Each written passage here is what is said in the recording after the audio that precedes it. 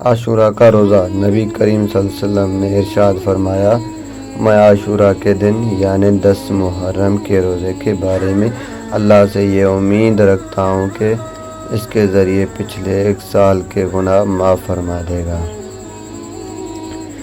تم عاشورہ 10ویں محرم کا روزہ رکھو اور یہود کی مخالفت کرو اور اس سے 1 دن پہلے یا بعد کا روزہ بھی رکھو۔